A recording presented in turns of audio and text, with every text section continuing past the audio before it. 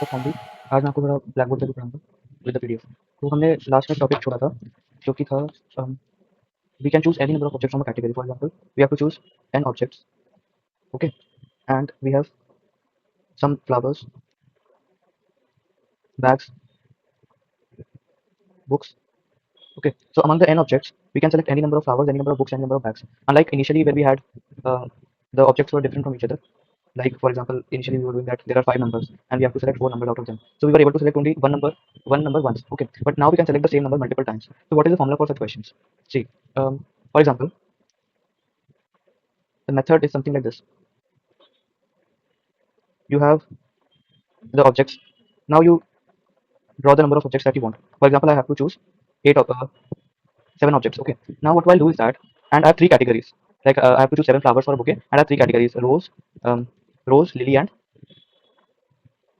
lavender. So I have 3 categories. So I can choose any number of roses or lilies or the third type in the bouquet. So what I'll do is that I will make 2 partitions in this whole system. So the part of the number of roses to the left of the partition, let them be the number of roses.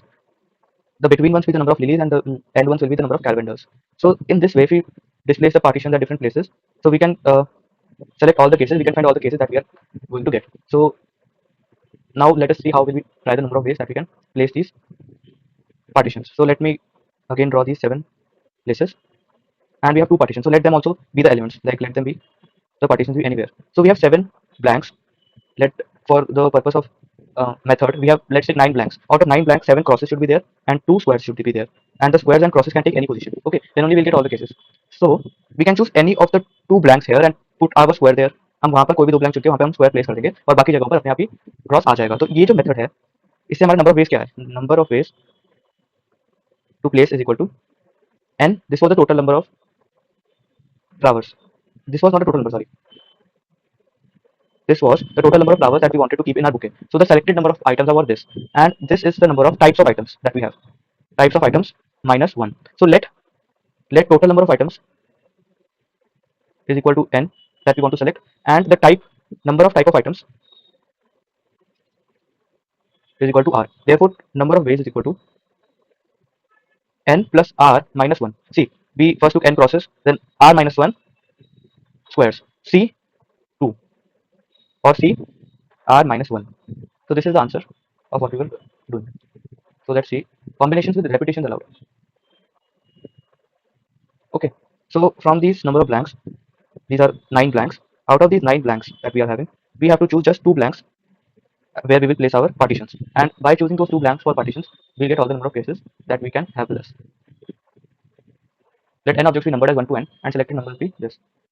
So the total number of sequences 1 is n plus r minus 1. See, I think we're making some mistake over here. See, we have 9 blanks with us. And if we have to select, if we have 3 types of objects, yes, and then we'll have to place 2 partitions.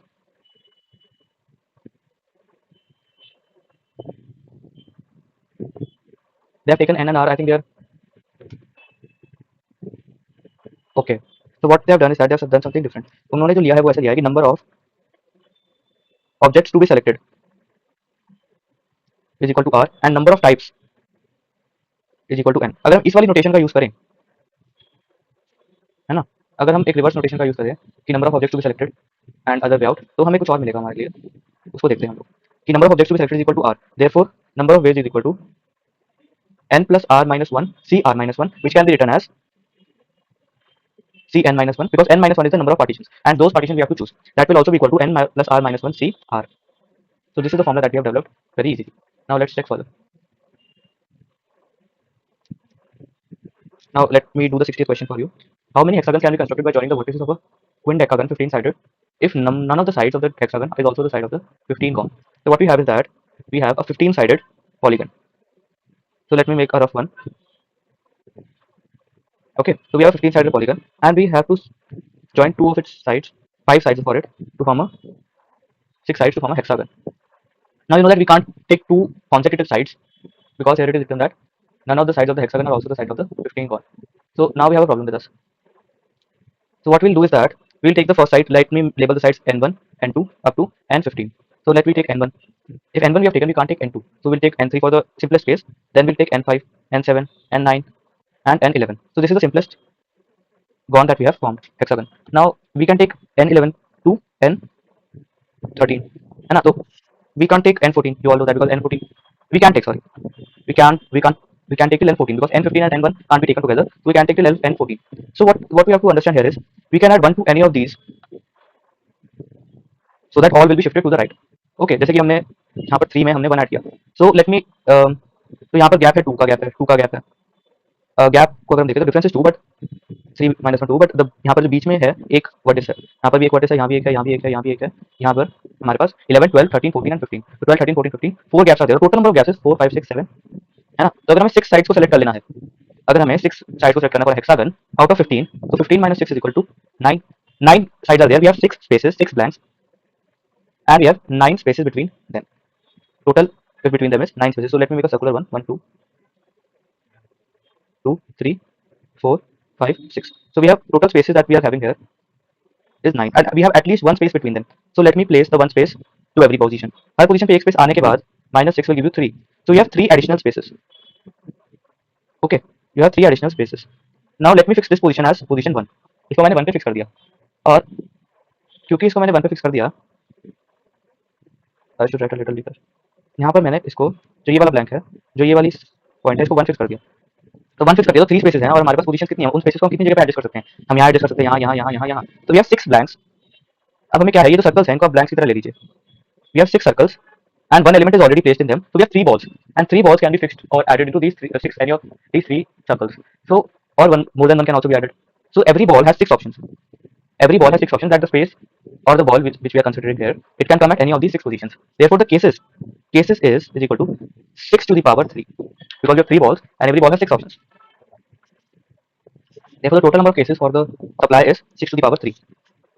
And here we have fixed it to 1. So we can fix it because when we'll solve all the cases, the balls will never be placed into 2 in any of the cases. All others will be satisfied, but 2 number पर ball कभी नहीं आएगी. तो उस case को भी in consideration लेने के लिए हमें इसको 2 से भी मल्टीप्लाई करना होगा. Therefore total cases is equal to 6 to the power 3 into 2. तो इस तरह से आपको सॉल्व करना है. तो आपको सिचुएशन को एनालाइज करना है और उसे एक रिड्यूसिबल फॉर्म के अंदर लाना है जहां से आप क्वेश्चन को सॉल्व कर पाएंगे. नाउ डेफिनेशन ऑफ परमुटेशन और arrangement. A permutation of given objects is an arrangement of the objects in line or a row unless specified otherwise. These arrangements can be generated by changing the relative position of objects in the row. Every possible relative order between the objects is taken into account. Okay. तो permutation का मतलब क्या है कि हम उसको arrange कर रहे हैं एक लाइन और रो के अंदर. तो ये हम पढ़ चुके हैं, आई थिंक आप जानते हैं. तो अब इस पे कुछ थ्योरम्स है. Number of permutations of n distinct objects taken all at a time is n factorial. This ये हम पहले ही कर चुके हैं. The next theorem is number of permutations of n distinct objects taken r at a time. The total number of permutations of r objects is n factorial upon n minus r factorial. The next one is permutation of objects not all distinct. तो ये यहाँ पर थोड़ा सा important part आपको शुरू होता है कि आपको परमुटेट करना है उन ऑब्जेक्ट्स को जो और डिस्टिंक्ट नहीं है. फॉर दिस थोड़ा सा समझने के लिए आपके पास ऑब्जेक्ट्स हैं. You have to take 5. You have to place 5 people here. Okay, and you have objects like you have 5 women, 5 men, and 5 children. And we are considering women, men, and children to be same in their own group. और for the purpose of the arrangement, we take them same. So अगर यहाँ पर women 1, women 2 आई या फिर women 2, women 1 आई, तो ये जो cases हैं वो आइडेंटिकल माने जाएंगे. तो अब हमें क्या करना चाहिए इसके लिए, how to solve this situation, वो हम अभी पढ़ने जा रहे हैं. Number of the above formula is factorial of total number of items. Numerator of the above formula is the factorial of total number of items. Each term is denominator in denominator is factorial of number of objects which are of same type and identical to each other. In either sections, we discuss how to permutate n objects either taking all at a time or just r at a time. In this section, we'll discuss how to arrange objects taken all at a time when all objects are not distinct from each other. So we have 5 women, 5 men, and 5 children, and we are taking all at a time. यानी कि we have 15 seats with us. Okay. So when we'll distribute, first we'll consider all of them. So what we'll do for purpose of the solution, we'll consider that we are selecting 5 seats from here. Okay, and we selected any 5 seats. Number of ways to select 5 seats is 15c5, and we are placing women in those positions. So placement of women there won't be a case maker. Okay, so we'll directly write that the number of ways we can fill women positions is 15c5. Similarly, we have 10c5 for men and 5c5 for children. So when we find the product for this, 15 factorial upon 5 factorial into 10 factorial, 10 factorial upon 5 factorial into 5 factorial into 5 factorial 1. Okay, so when we'll find our answers, we'll get 15 factorial upon 5 factorial into 5 factorial into 5 factorial, which is nothing but this. What we are doing,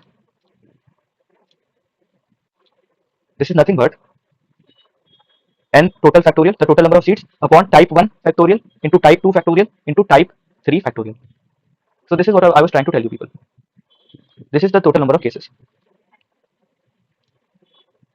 Each term in the denominator is factorial of number of objects which are of same type and identical to each other. In earlier section, we discussed how permutation of n are there. Now we'll do the proof I have told you. We have to, one thing is here that we assume that we are selecting all of the objects.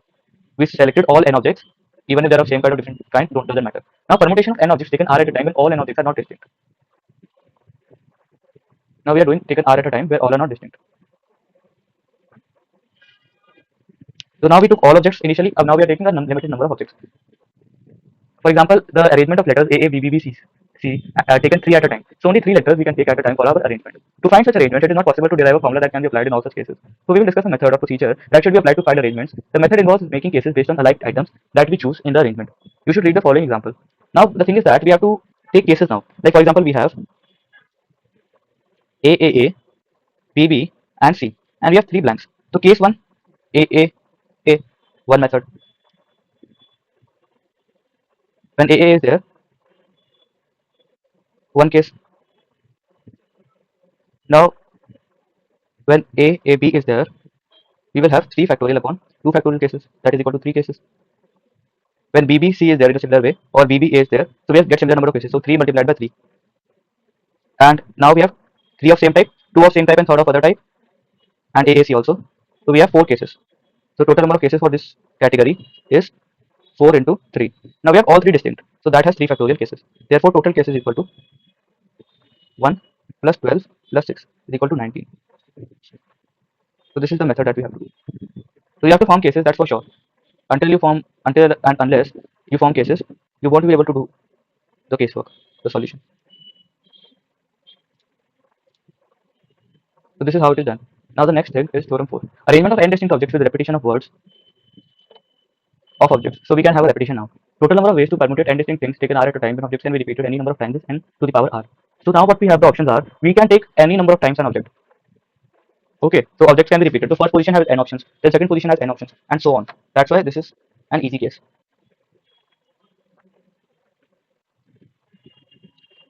Now what are some other applications that we can be used in Olympiads and GEE? Always including p particular objects in the arrangement. So p objects have to be included. Total have n objects and we have p objects that are always to be included. So we will first do the selection of people that can be included in the series. So for r people to be seated. Okay, for r people to be seated, first p people are already selected by someone. Okay, so p people are pre-selected and then we have to select the other n minus r, n minus p people. So the total, so we have to first select n minus p, c r minus p, and then we have to do r factorial because we have r total objects. So this formula you can easily derive logically. I have told you also. Now always excluding p objects in the arrangement. Exclude them initially only. So instead of n objects, you have considered that you have only n minus p objects initially, and you can do the case similarly. Now p objects always together in the arrangement.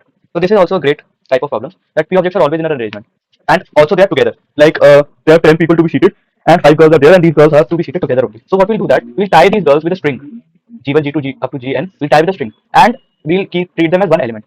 Okay. So when we treat them as one element, we will seat the boys and these girl group as one element. So we have n minus p plus 1. Okay, so p we removed all the girls and then we treated them as one element, so we added 1. So n minus p plus 1 factorial, so that we seated all the boys and the girl group as 1. So we seated n minus p plus 1 objects, and now we internally arrange the girls. So this is what is known as the string method when p particular objects are always together in an arrangement. Now p particular objects are always separated in the arrangement. So now if p particular objects are always separated, so we'll use the gap method. So we'll first seat all the other people. Okay, so if we have some enemies, like we have a national meet, international meet, and we have been Russia being called, Ukraine is called, USA is called, China is called, and these nations are very well called in India. Now, when India is considering the meet, India will ensure that Ukrainian president, Russian president, and US president should not sit together. So what India will do, India will first place all the other country presidents in the row. Okay, and then it will place one chair between any two of the delegates. Now, India will say yes, Russia, China, and Ukraine. You can select any of the one seats for you. Now, India has ensured by this that only one person can sit between any two of the country's delegates. So that's how we can ensure in our arrangement also. So first we'll place all other objects that can be seated together or that have no condition to themselves. So we'll seat them very well, and then we'll ask the other leftover people to sit in the spaces that are provided respectively. So that if we'll solve, we'll get this option. Now, rank of a word in a dictionary. So this is also a logical application which you can easily perform, I suppose. Now we'll do one question. Two n-digit integers reading 0 aloud are said to be equivalent if one is permutation of the other. Now one is the permutation of the other. इसका क्या मतलब हो सकता है? 10 10075 and 01057 are equal. Okay, so if the digits that are selected are same, okay, if they're selected are same, then the numbers are equal. Okay, so if there are two-digit numbers 0110 2332, these are considered to be equal. So this has eased our process. So we can just do the selection here. Find the number of 5-digit integers such that no two are equivalent. So we are being asked that we have to find the 5-digit integers numbers such that no two of them should be equivalent.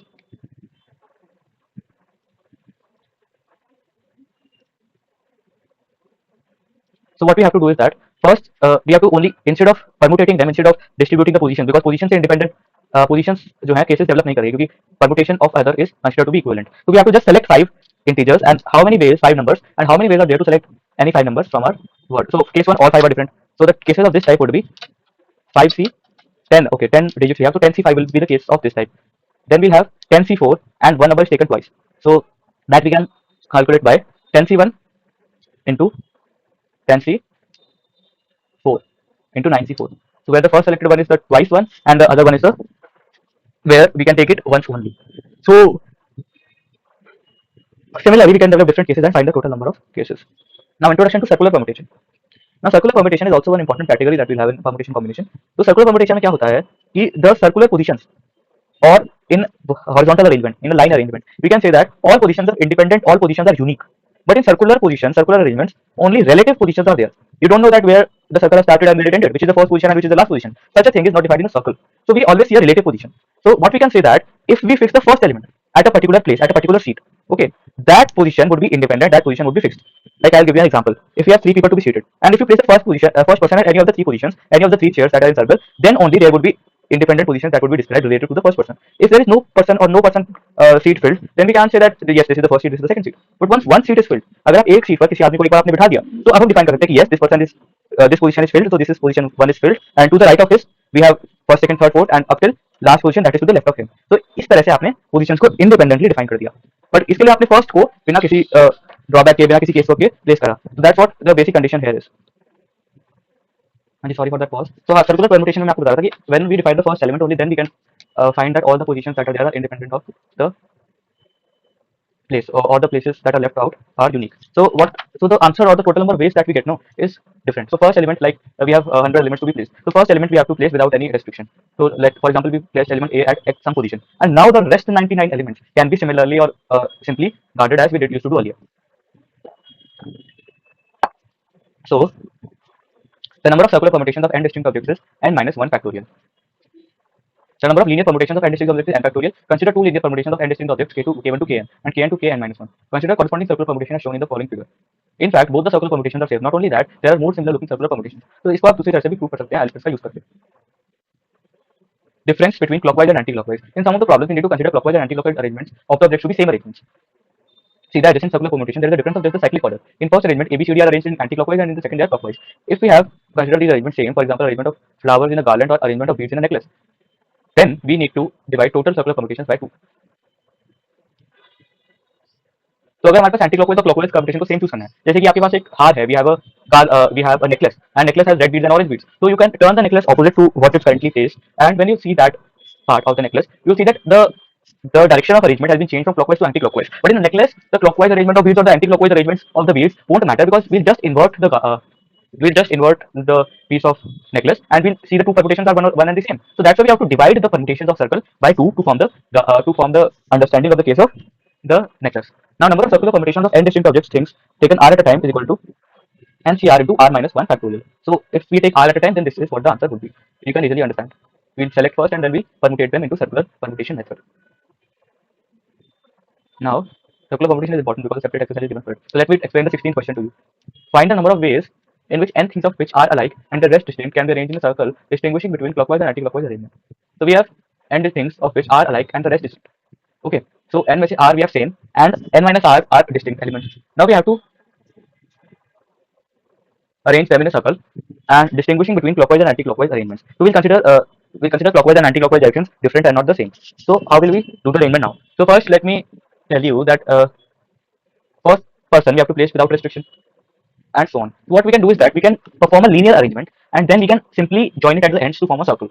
Okay, a live toy that ends is always a circle. That way you can do. Okay, so the number of linear arrangements upon n, because we can choose any two positions to complete the circle. So linear number of linear arrangements upon n is equal to number of circular permutations. और you can do it circularly only. आप circular में भी कर सकते हैं, separately कर सकते हैं, उसमें भी कोई प्रॉब्लम नहीं आएगी. तो circular में करने के लिए आप पहले जो n ऑब्जेक्ट्स हैं, जो n minus r distinct objects हैं, उनको k ऑब्जेक्ट्स कह देता हूं मैं, जो डिस्टिंक्ट है. तो k डिस्टिंक्ट ऑब्जेक्ट्स हैं, k डिस्टिंक्ट ऑब्जेक्ट्स को आप सिंपली सर्कुलर अरेंजमेंट के अंदर प्लेस कर दीजिए. ठीक है, तो आप उन के ऑब्जेक्ट्स को सर्कुलर परम्यूटेशन में प्लेस कर दीजिए, तो उसका आंसर आएगा k माइनस वन फैक्टोरियल. अब जो बचे हुए r ऑब्जेक्ट्स हैं उनको आप इन इंडिपेंडेंट पोजीशंस पर इस जो गार्लैंड है आपका, या फिर आप ये देखिए कि जो k पोजीशंस को जब आपने प्लेस किया k minus one factorial method से, तो आपके पास k गैप्स आ गए, है ना, k गैप्स आए, और उन k गैप्स में से किसी भी गैप में आप r में से कोई भी नंबर ऑफ पोजीशंस प्लेस कर सकते हो.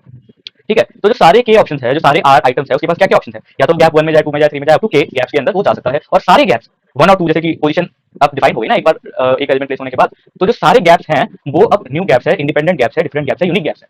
तो since all the gaps are unique gaps, तो अब आप किसी भी गैप में प्लेसमेंट कर सकते हैं. तो फॉर एग्जांपल आपने r ऑब्जेक्ट्स को ऑप्शन दिया कि हर गैप के पास कितने ऑप्शन है, k ऑप्शन है, तो therefore the answer is k minus 1 factorial into r and k to the power r. So this is the answer to the question. Understood? Now division and distribution of non-identical items in the fixed size. Unequal division and distribution of n identical objects. In this section we will discuss ways to divide non-identical objects into groups. For example, if we have to divide three different balls among two boys such that B1 gets two balls and B2 gets one ball, then number of ways to divide balls among boys two is this. So अब हमारे पास कौन सा situation आया है कि हमारे पास कुछ balls हैं. यस, हमारे पास कुछ बॉल्स हैं और अब हमें उनको प्लेस करना है. तो कंटिन्यू करते हैं. तो हमने अभी नेट स्टार्ट करना है. तो अगर हमें डिस्ट्रीब्यूशन करना है तो उसके लिए the number of ways to distribute three balls is shown. Instead of writing ways, we can write it as total. First select two balls for B1 and then for one for B2. If we have to divide it into two groups, तो अगर हमें दो group में divide करना है तो हमें फर्क ही पड़ेगा कि B1 के पास दो गई या फिर B2 के पास दो गई. तो distribution of above three ways among two boys can be observed that entries are interchanged. Entries can be, तो एक बच्चे को दो बॉल देनी है, एक को एक बॉल देनी है. तो ऐसा भी हो सकता है कि B1 को दो बॉल मिल जाए, B2 को एक बॉल मिले, या B1 को एक बॉल मिले, B2 को दो बॉल मिल जाए. तो जो केसेस होंगे वो जस्ट ट्वाइस हो जाएंगे. तो इससे आप जनरलाइज कैसे कर सकते हैं कि number of ways in which m plus n plus 3 distinct objects can be divided into three unequal groups containing unequal number of objects, unnumbered groups. अब अगर वो ग्रुप इंडिपेंडेंट है तो उसके नंबर ऑफ वेज आ जाएंगे m plus n plus p factorial upon m factorial into n factorial into 3 factorial. Now number of ways if the three are numbered, तो उसे हम उसके केस में हमें उसे 3 फैक्टोरियल से मल्टीप्लाई करना होगा.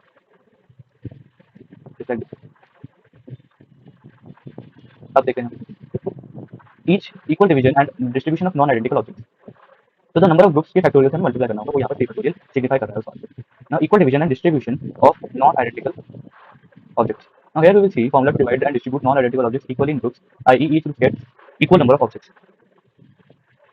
The number of ways to divide m n distinct objects which equally in m unnumbered groups and n each group contains n objects. Okay, तो अब हमें क्या करना है कि हमें हमारे पास m n objects हैं और m ग्रुप्स के अंदर उनको डिवाइड करना है. The number of groups is equal to m. Okay, तो m ग्रुप्स के अंदर हमें अगर हमें डिवाइड करना है उन टोटल ऑब्जेक्ट्स को, तो हमें कैसे करना होगा ये देखिए. तो सबसे पहले हमें क्या करना होगा कि हमें m ऑब्जेक्ट्स हैं हमारे पास, n ऑब्जेक्ट्स और m ग्रुप्स हैं. तो हमें हर ग्रुप के लिए n ऑप्शंस हैं, हर ग्रुप में n ऑब्जेक्ट को हमें डालना है. तो we can write it as mn factorial upon n factorial to the power m. Okay, अब नाउ प्रॉब्लम क्या है कि ये जो सारे n ग्रुप्स हैं ये सारे आइडेंटिकल हैं, तो इसलिए हमें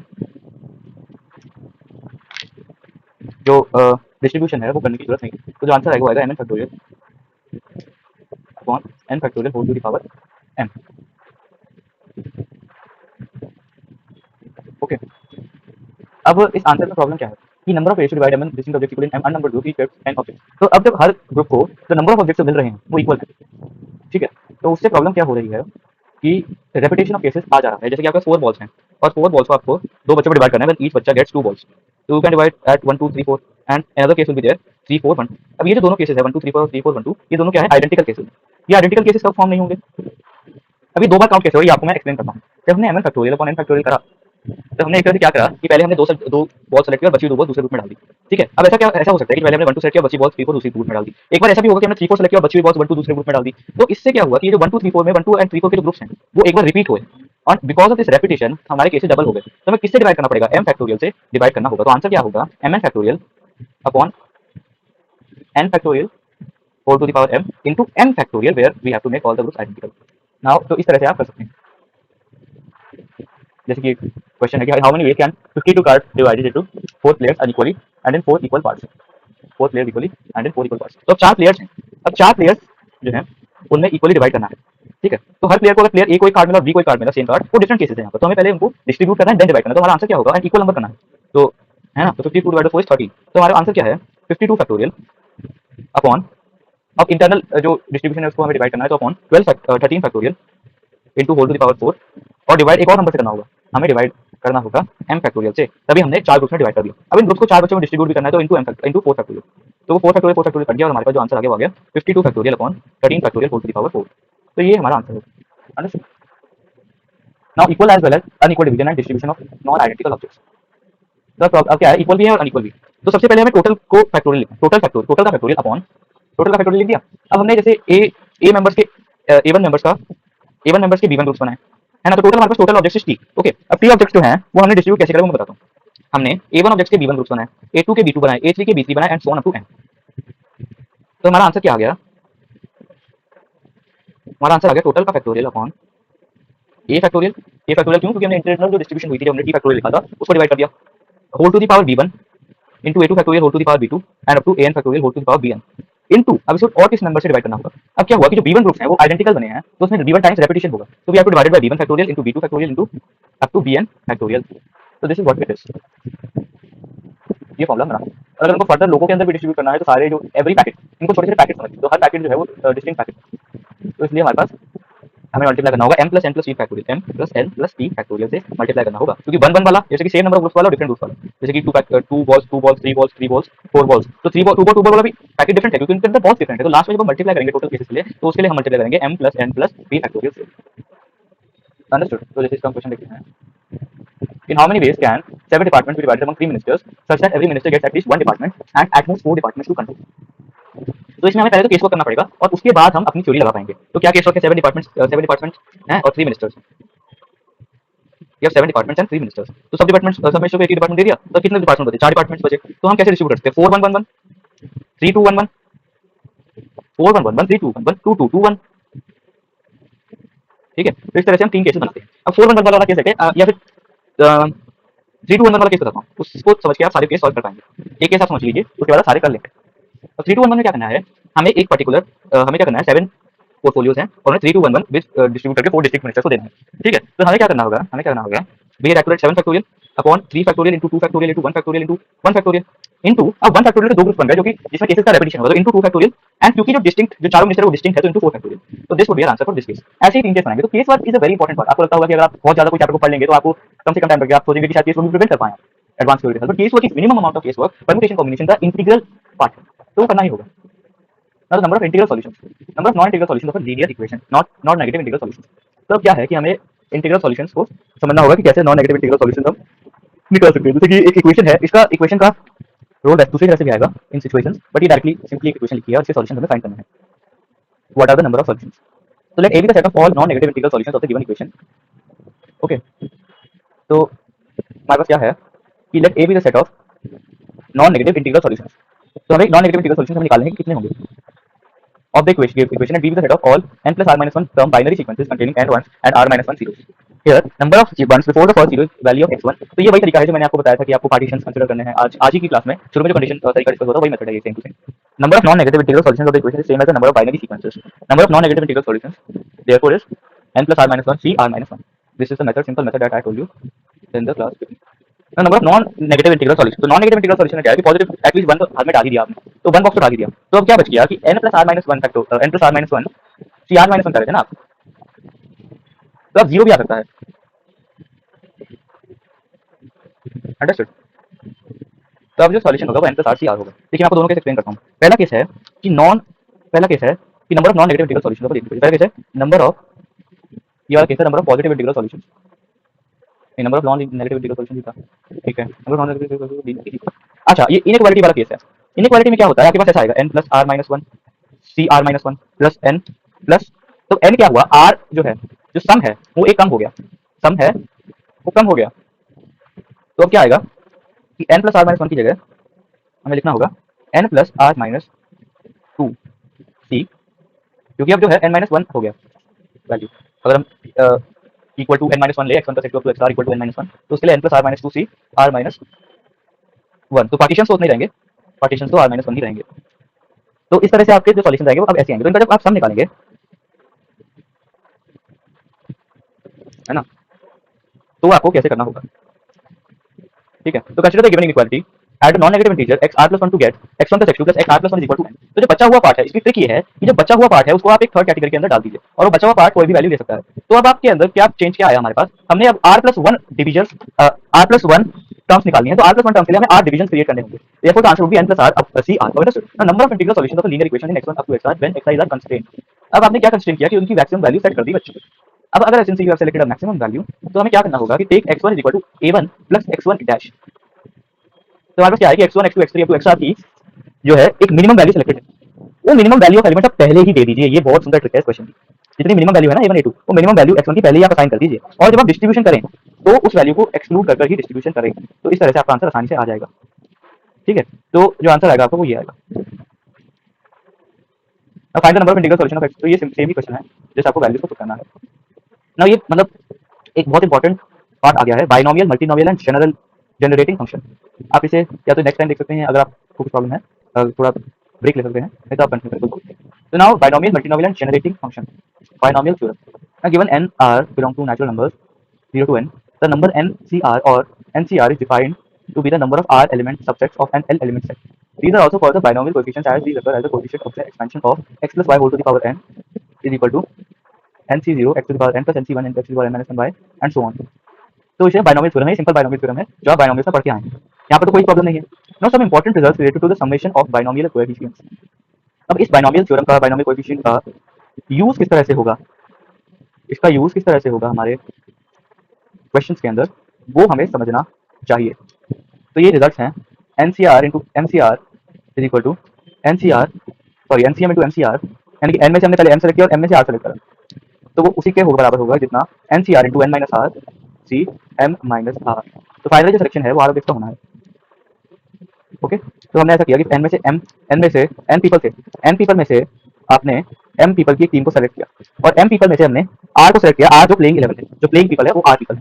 ठीक है, तो उसके केसेस उतने ही होंगे कि इसमें जिस तरह से आपने एन में से आर प्लेइंग को चूज कर लिया और जो एक्स्ट्रास है उनको आपने अलग से चूज कर लिया, n minus r C m minus r के मेथड से। तो इस तरह से आप इस प्रॉपर्टी का सुंदर यूज कर सकते हैं, सुंदर यूज कर सकते हैं। दूसरा तरीका, एन में से एम माइनस आर पीपल को आपने चूज कर लिया और n minus m plus r से आर को चूज कर लिया। तो ये आप एनालिटिकली आप प्रूव करने का फायदा क्या है, आप इसको लंबा लंबा लिख के पूरा लिख के आप फैक्टोरियल एक्सपैंड करके कर देंगे, मुझे पता है, बट एनालिटिकली प्रूफ का क्या रीजन है कि आप इसे याद रख पाएंगे। मैं जैसे कि 0 से n summation r ncr is equal to 2 to the power n, ये हमने देखा। Now 2r nc2r is equal to summation 2r plus 1 nc2r plus 1 is equal to 2 to the power n minus 1। now summation of minus 1 to the power r ncr is equal to 0। summation of 0 to n r into ncr is equal to 10 into 2 to the power n minus 1। Okay, now ये similar identities है, ये शायद JEE के लिए relevant नहीं है, Olympiads में भी पूछ ही कम जाती हैं। हालांकि आप इसे जेई रेलेवेंट पार्ट से आराम से प्रूव कर पाएंगे, तो आप इन्हें प्रूव कर सकते हैं। मैं अभी इसे नहीं कराना, इस वाले का तो आप जो क्वेश्चन हमने किया उससे भी प्रूव कर सकते हैं जो भी हमने डाल दिया। अंडरस्टैंड? अब binomial theorem for negative index. अब नेगेटिव इंडेक्स के लिए किस तरह से बाइनोमियल डिफाइन होती है, तो 1 plus x whole to the power minus n is equal to n plus r minus 1 cr x to the power r up to infinity। तो जैसे कि आपके पास 1 upon 1 plus x to the power 10 है, तो आपका आंसर आएगा first term r is equal to 0 0 c n plus 0 minus 1 n minus 1 c0 plus n c1 plus n plus 1 c2 and so on। तो n minus 1 c0 is equal to 1। आपको जो answer आएगा वो आएगा 1 plus nc1 where n is the power, so 1 plus 10c1 plus 11c2 plus 12c3 plus 13c4 and so on up to infinity। तो this is an important binomial theorem for negative index जो है ये काफी use हो गया आगे। अब multinomial coefficients, so what is meant by multinomial coefficients?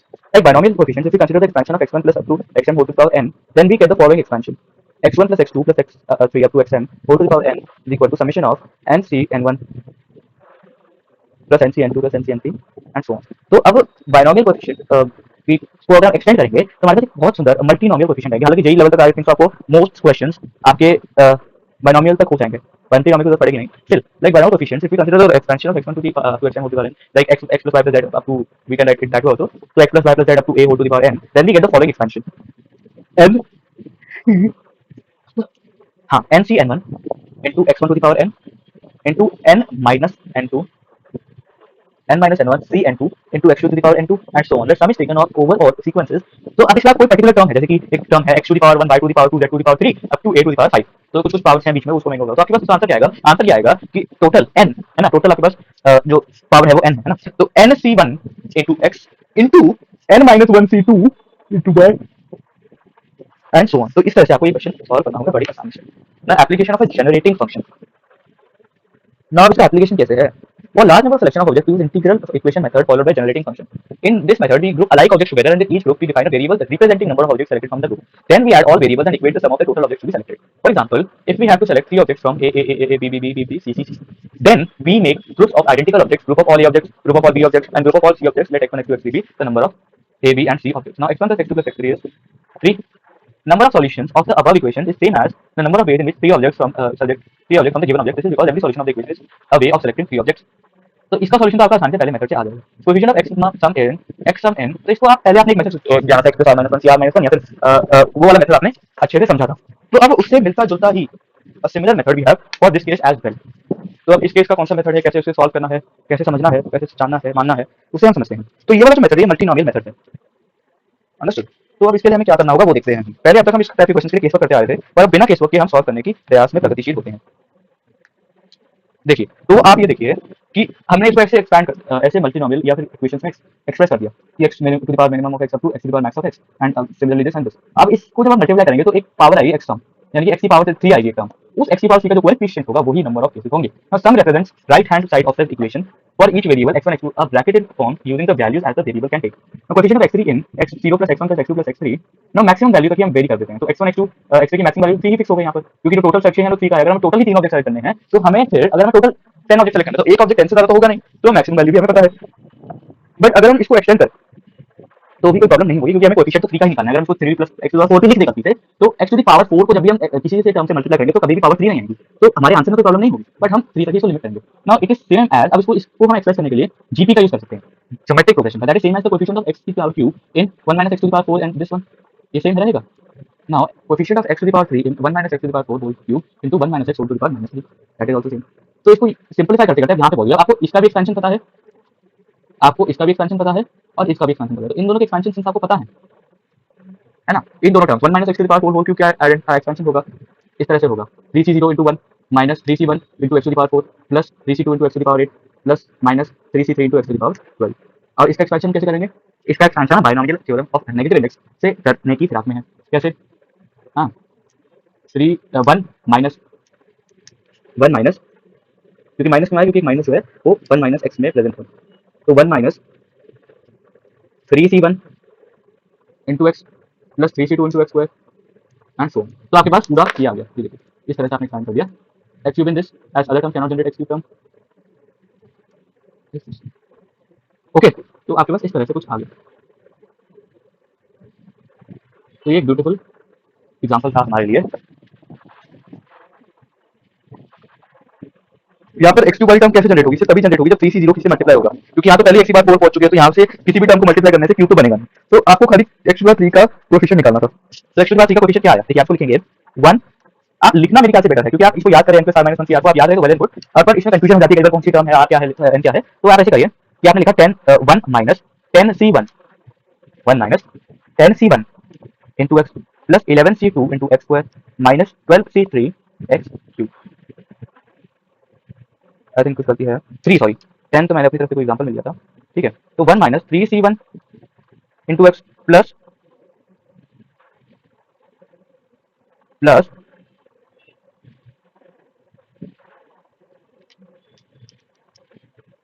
4c2 x square minus 5c3 into x cube। तो कोएफिशिएंट जो आया वो आया 5c3 x cube को। Therefore the answer is 5c3। Okay, तो ये काफी फेवरेबल मेथड हो जाता है और ये इंपॉर्टेंट मेथड भी है। Now the next topic is recurrence relation. हम काफी आगे आ चुके हैं, हम चैप्टर का इंपॉर्टेंट पार्ट खत्म होने वाला है, रेलेवेंट पार्ट है। Now recurrence relation is a way of defining a series in terms of earlier members of the series with a few initial terms. It is complete description and much simpler than explicit formula. Here are some examples. So recurrence relation एक इतना सुंदर method है, बहुत ज्यादा बढ़िया method है recurrence relation। हम क्या करते हैं, नेक्स्ट को प्रीवियस से रिलेट करते हैं।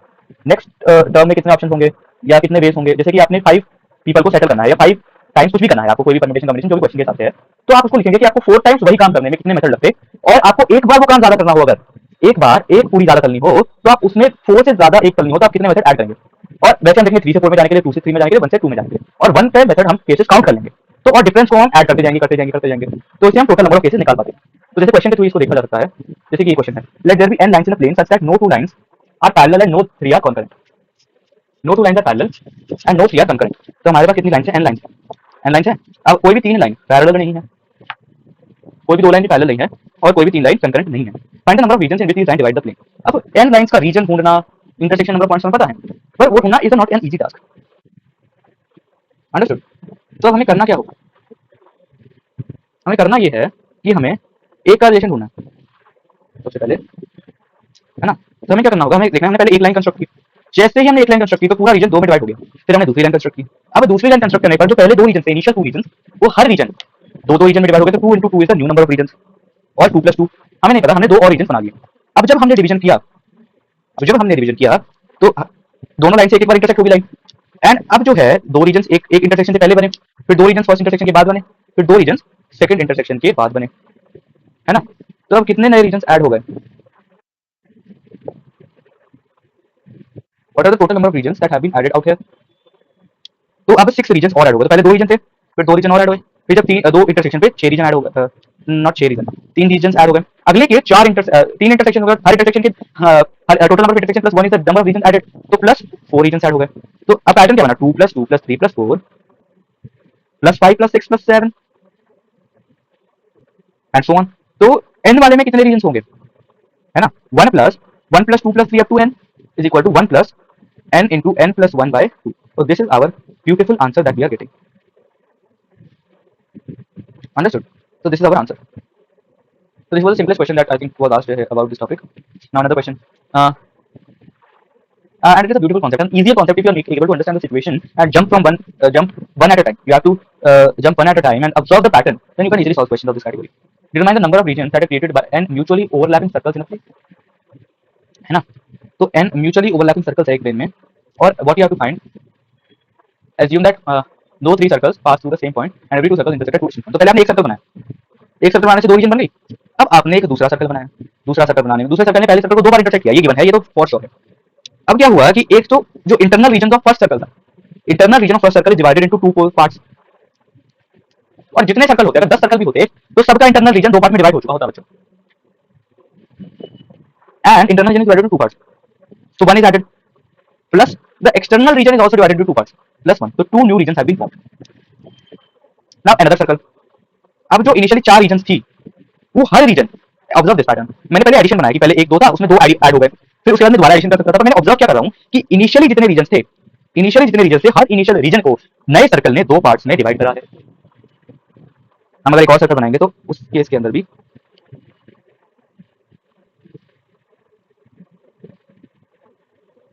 जैसे कि एक रीजन था, ये एक रीजन था, ये एक रीजन था, ये एक रीजन था, ये एक रीजन। तो अब प्रॉब्लम एक और भी आ रही है कि मल्टीप्लाई वाली भी प्रॉपर्टी नहीं है। तो एक तरह से trial and error is the only way to do this. तो हमने फिर चेंज करा मेथड, पहले हमने ये दो रीजन बनाए, फिर अब एक बार एक सर्कल था उससे नया सर्कल बनाया, उसने एक इंटरसेक्शन किया, है ना? उसने एक नए सर्कल से कॉमन एरिया बनाया, या फिर जो सर्कल था उसे दो बार इंटरसेक्शन किया, तो दो रीजन मिल गए हमें और दो न्यू रीजन मिल गए। अब जब हमने तीसरा सर्कल बनाया, उसने एक सर्कल जो हमारा एक सर्कल था उससे उसने दो बार इंटरसेक्शन किया, तो एक नया रीजन डेवलप हुआ। और एक पुराना सर्कल था, पुराना नया, दोनों सर्कल से दो नए रीजन हुए। एक एक्सटर्नल रीजन में को दो पार्ट में डिवाइड किया +1, एंड एक जो इंटरसेक्शन ऑफ एक इंटरसेक्शन जो था उसको ही दो पार्ट में डिवाइड किया, प्लस अनदर वन। अब नाउ एक और सर्कल बनाएंगे हम, वो तीनों को इंटरसेक्ट करना चाहिए, दैट्स फॉर श्योर। अब पहले उसने फर्स्ट को इंटरसेक्ट किया, तो वो किसको इंटरसेक्ट अब नहीं कर रहा, उसने पहले तो फर्स्ट को सर्कल इंटरसेक्ट किया, फिर दूसरे सर्कल को इंटरसेक्ट किया, फिर तीसरे सर्कल को इंटरसेक्ट किया, दैट्स फॉर श्योर। फिर उसने फर्स्ट और सेकंड के कॉमन को इंटरसेक्ट किया, सेकंड और थर्ड के कॉमन को इंटरसेक्ट किया, और फर्स्ट सेकंड और थर्ड के कॉमन को इंटरसेक्ट किया, है ना? इस तरह से वो इंटरसेक्ट किया। एंड उसने किसी को इंटरसेक्ट नहीं किया, हमने अपने डायग्राम देखते हैं। तो उसने तो फॉर श्योर उसने उसको एक और केस, तो 1 2 3 4 5 6, तो 2 2, है ना? एडिशन का पैटर्न क्या है? 2 2 2 2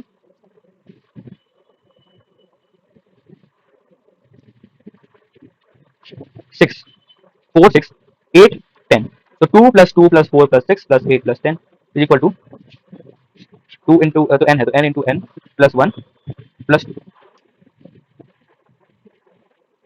सॉरी, तो n इवन नंबर का सम का फॉर्मूला होता है n into n - 1। Total cases are this.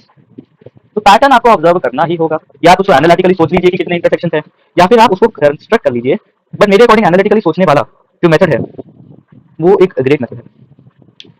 Analytical method is much better than the other method. तो this is what is it about recurrence relation. आप इसका लेवल कहाँ तक भी ले जा सकते हैं, क्योंकि ये एक बहुत ही वास्ट टॉपिक है।